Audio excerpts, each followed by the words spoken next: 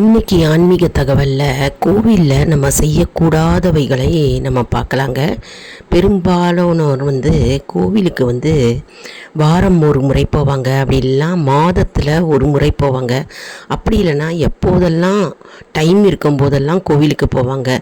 ஆனால் தினசரி நம்ம கோவிலுக்கு போனால் நமக்கு நேர்மறை எண்ணங்கள் தோன்றும் மற்றும் எப்போதும் மன அமைதி கிடைக்குங்க. அதனால் தினமுமே கோயிலுக்கு போகணும் அப்படின்னு ஒரு பழக்கம் வச்சுக்கோங்க. இறைவனை தினசரி நம்ம தரிசனம் செய்ய செய்ய நமக்கு இருந்த தீவினைகள் அனைத்தும் நீங்கும் மற்றும் நமக்கு மனமும் உடலும் ஆரோக்கியம் தரும். இப்போ கோவிலில் செய்யக்கூடாது பார்க்கலாங்க. அதாவது கோவிலில் நடை சாத்துவாங்க பார்த்தீங்களா, நடை சாத்திய பிறகு நம்ம கோவிலுக்கு சென்று இறைவனை தரிசனம் செய்யக்கூடாது. கோவிலில் தூங்கக்கூடாது.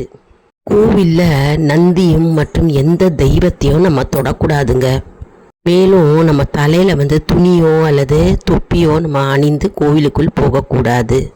மற்றும் கோவிலில் பலிபீடம், நந்தி போன்ற இடங்களில் உள்ள நிழலை நம்ம மிதிக்கக்கூடாது. கொடிமர நிழலையே கூட நம்ம மிதிக்கக்கூடாதுங்க.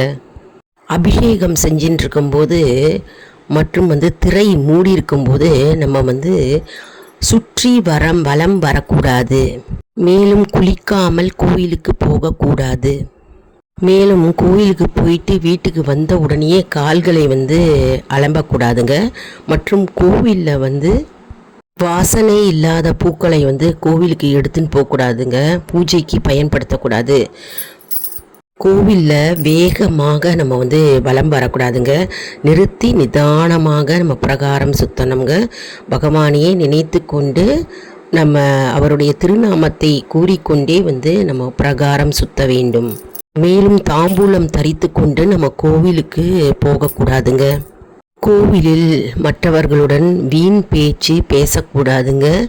மற்றும் நம்ம எப்பொழுதும் பேசிக்கொண்டு அரட்டை அடிக்கக்கூடாது. மேலும் புண்ணிய தீர்த்தங்களில் உடனே கால் வைக்கக்கூடாதுங்க. முதல்ல சிறிது நேரை எடுத்து தலையில் தெளித்து கொண்டு அதன் பின்னர் நம்முடைய காலை நனைக்க வேண்டும்.